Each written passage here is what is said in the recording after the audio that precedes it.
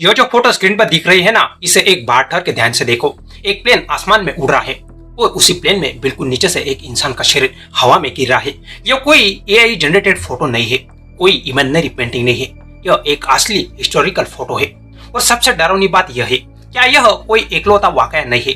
पिछले 50 से ज्यादा सालों में दुनिया भर में सैकड़ों लोगों ने एक प्लेन के टायर के पास बने एक छोटे से अंधेरे ठंडे कंपार्टमेंट में चुपके से घुसकर पूरी दुनिया घूमने का सपना देखा, और उनमें से ज्यादातर का सपना उसी कंपार्टमेंट के अंदर हमेशा के लिए दफन हो गया। अभी कुछ दिन पहले काबुल से दिल्ली आने वाली एक फ्लाइट में 13 साल का एक अफगान लड़का इसी तरीके से ट्रैवल करके इंडिया पहुंच गया। India today accesses the first images of the Afghan wheel-well stowaway child. Remember, a 13-year-old kid hid in the landing gear compartment and traveled from Kabul to Delhi on Sunday. और जैसे ही यह खबर viral हुई, हर किसी के मन में एक ही सवाल आया, आखिर यह मुमकिन कैसे हुआ।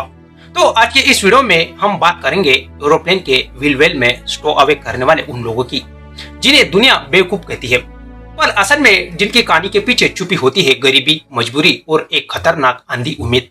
इन दोनों शब्दों का मतलब आपको शुरू में ही अच्छे से समझ लेना चाहिए, क्योंकि आगे इस वीडियो में इन दोनों शब्दों का यूज बार बार होता रहेगा। व्हील का मतलब होता है प्लेन के लैंडिंग गियर्स यानी टायर्स, जहाँ फोल्ड होकर अंदर छुटते हैं। उस कंपार्टमेंट को व्हील कहते हैं। बेसिकली यह एरोप्लेन के टायर्स रखने की अलमारी जैसा होता है।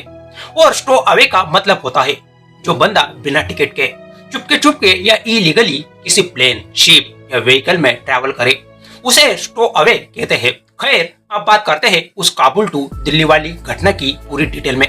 13 साल का वो अफगान लड़का काबुल एयरपोर्ट के बाउंड्री के पास पहुंचा। रात के अंधेरे में फेंसिंग के पार करके धीरे धीरे टरमैक तक पहुंच गया। टरमैक का मतलब होता है एयरपोर्ट का वो हार्ड सरफेस जहां प्लेन खड़े होते हैं या टेक ऑफ और लैंडिंग के पहले रुकते हैं। डिपार्चर के लिए तैयार खड़े प्लेन के पास पहुंचकर उसने दबे पांव खुद को व्हील के अंदर फिट कर लिया। कुछ घंटों बाद प्लेन ने टेक ऑफ किया और काबुल से दिल्ली की लगभग 1.5 घंटे की इंटरनेशनल फ्लाइट शुरू हो गई। दिल्ली एयरपोर्ट पर लैंडिंग के बाद जब ग्राउंड स्टाफ ने रूटीन चेकिंग की, तो लैंडिंग गियर के पास यह लड़का बुरी तरह कांपते हुए अधमरी हालत में मिला। ना पासपोर्ट, ना टिकट, ना कोई डॉक्यूमेंट।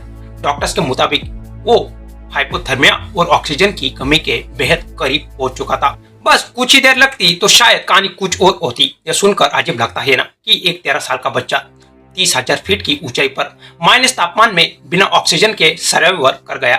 पर यह सर्वाइवल जितना चमत्कार लगता है, उतना ही एक चेतावनी भी है, क्योंकि इसी कहानी के बिल्कुल उल्टे एंडिंग वाले केसेस इंडिया में पहले भी हो चुके हैं। साल 2014 में मुंबई का एक वाकया है। प्रदीप साइनी नाम का एक 16 साल का लड़का अपने बड़े भाई के साथ मुंबई एयरपोर्ट से एक इंटरनेशनल फ्लाइट के व्हील में घुस गया था। दोनों भाइयों का सपना था लंदन में बसकर एक बेहतर जिंदगी जीना। प्लेन ने टेक ऑफ किया, हवा में पहुंचा और कुछ ही देर बाद दोनों भाइयों में से एक भाई प्लेन से नीचे गिर गया। दूसरे भाई की बॉडी फ्लाइट खत्म होने के बाद व्हील के अंदर ही जमी हुई हालत में मिली। पुलिस रिपोर्ट के मुताबिक उसकी बॉडी एक तरह के सस्पेंडेड एनिमेशन जैसी कंडीशन में चली गई थी, यानी इतनी ठंडी हो गई थी कि उसका मेटाबॉलिज्म लगभग रुस गया था। यह केस आज भी इंडिया के सबसे चर्चित स्टो अवे केसेस में गिना जाता है और एविएशन सेफ्टी ट्रेनिंग्स में बतौर एग्जाम्पल पढ़ाया जाता है। ऐसा ही एक दिल दहलाने वाला केस मुंबई में ही साल 2018 में सामने आया। 18 साल के एक लड़के का सपना था यूएई जाकर पैसा कमाना और अपने परिवार की गरीबी दूर करना। उसने मुंबई एयरपोर्ट की बाउंड्री वॉल फांदकर एक डिपार्चर के लिए तैयार प्लेन के व्हील में जगह बना ली। टेक ऑफ के कुछ ही देर बाद जैसे ही प्लेन ने ऊंचाई पकड़नी शुरू की, लैंडिंग गियर रिट्रैक्ट हुआ और उसी प्रोसेस में उस लड़के की डेड बॉडी व्हील से स्लिप होकर मुंबई शहर के एक रिहायशी इलाके की बिल्डिंग पे छत पर गिरा। लोगों ने पुलिस को फोन किया कि आसमान से कुछ गिरा है, और जब पुलिस मौके पर पहुंची तो पता चला यह कोई चीज नहीं, एक इंसान था। इन तीनों केसेस को साथ रखकर देखो तो एक बात बिल्कुल साफ नजर आती है, तीनों में उम्र कम थी, तीनों में सपना बड़ा था और तीनों में रास्ता एक ही चुना गया था, बिना सोचे समझे एक जानलेवा शॉर्टकट। और यह सिर्फ इंडिया की कहानी नहीं है, दुनिया भर में जब टेक्नीशियंस ने इस तरह के स्टो अवे केसेस पर स्टडी की तो जो नंबर सामने आया वो किसी को भी डरा देने वाला था। फर्टिलिटी रेट करीब 77% से ज्यादा है, यानी व्हील में घुसकर ट्रैवल करने वाले हर 100 में से 77 से ज्यादा लोग अपने डेस्टिनेशन तक पहुंच नहीं पाए और रास्ते में ही अपनी जान गंवा देते हैं। और जो बचे हुए लोग जिंदा पहुंच भी जाते हैं तो उनमें से भी rest of the rare cases में यही होता है कि बंदा पूरी तरह सही सलामत निकले। अब सवाल यह उठता है कि आखिर इतना खतरनाक होने के बावजूद हर साल लोग इस मौत के चांस को क्यों चुनते हैं, और इसे समझने के लिए हमें यह जानना होगा कि व्हील वेल के अंदर असल में होता क्या है। टेक्नीशियंस इस डेंजरस सफर के पीछे टोटल 5 रीजन मानते हैं। पहला रीजन है हाइपोक्सिया यानी ऑक्सीजन की कमी। जब प्लेन 30,000 फीट से ऊपर उड़ता है तो हवा बहुत पतली हो जाती है, ऑक्सीजन बहुत कम मिलती है। ह्यूमन ब्रेन को सही तरह से चलने के लिए ऑक्सीजन चाहिए होती है, और जब वो कम हो जाती है तो दिमाग धुंधला हो जाता है, इंसान कंफ्यूज हो जाता है, बेहोश हो जाता है या मर भी सकता है। व्हील वेल में कोई ऑक्सीजन सप्लाई नहीं होती, इसीलिए वह ज्यादा देर रहने का मतलब है दिमाग का धीरे धीरे फेल होते जाना। दूसरा रीजन है हाइपोथर्मिया यानी सोच भी नहीं सकते इतनी ठंड। जब प्लेन इतनी ऊंचाई पकड़ लेता है तो व्हील वेल के अंदर टेम्परेचर -40 से -60 डिग्री सेल्सियस तक गिर जाता है। इतने एक्सट्रीम ठंड में बॉडी का टेम्परेचर बहुत तेजी से गिरता है, ऑर्गन फेल होने लगते हैं, ब्लड फ्लो रुकने लगता है और हाथ पैर फ्रॉस्टबाइट की वजह से सड़ने जैसी हालत में पहुंच जाते हैं। तीसरा रीजन वही है जो प्रदीप साइनी और उस मुंबई वाले 18 साल के लड़के दोनों केसेस में देखा गया, यानी लैंडिंग गियर खुलते या बंद होते वक्त प्लेन से सीधा नीचे गिर जाने के पूरे चांसेस होते हैं। चौथा रीजन है परमानेंट हियरिंग डैमेज।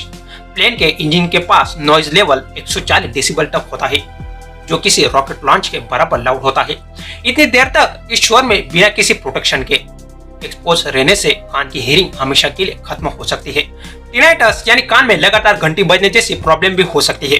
और पांचवा और सबसे आखिरी रीजन है बॉडी क्रश, यानी लैंडिंग गियर रिट्रैक्ट होते वक्त मेटल पार्ट्स के बीच फंसकर शरीर का बुरी तरह कुचला जाना।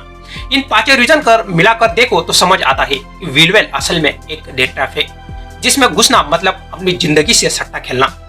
इतना सब समझने के बाद भी अगर हर साल दुनिया भर में हजारों लोग यह रिस्क लेते हैं तो इसकी वजह सिर्फ बेवकूफी नहीं है, इसकी असली वजह छुपी है इकोनॉमिक डिस्पेरेशन, यानी इतनी गरीबी और बेरोजगारी में कि इंसान को हर रास्ता मौत से बेहतर लगने लगता है। दुनिया भर में दर्ज हुए ज्यादातर व्हील स्टो अवे केसेस अफ्रीका और साउथ एशिया के उन कंट्रीज से होते हैं जहाँ बेरोजगारी और गरीबी सबसे ज्यादा है, और यही पैटर्न हमें इंडिया के अंदर भी साफ दिखाई देता है, क्योंकि मुंबई और दिल्ली जैसे बड़े इंटरनेशनल एयरपोर्ट्स पर ही स्टो अवे केसेस सबसे ज्यादा दर्ज होते हैं। अब यहाँ एक इंटरेस्टिंग बात समझने वाली है, जो लोग व्हील वेल में स्टो अवे करते हैं उनमें ज्यादातर माइनर्स यानी नाबालिग बच्चे ही होते हैं। इसके पीछे की वजह यह है कि बच्चे का साइज छोटा होता है, इसीलिए वो व्हील वेल में उस तंग कंपार्टमेंट में आसानी से फिट हो जाता है, जबकि एक एडल्ट के लिए वो जगह बना पाना लगभग नामुमकिन है। यही वजह है कि स्टो अवे केसेस में सबसे ज्यादा विक्टिम्स टीनेजर्स होते हैं, जो अपने फैमिली को करीब से तंग आकर या किसी बेहतर मौके की उम्मीद में यह खतरनाक रास्ता चुन लेते हैं।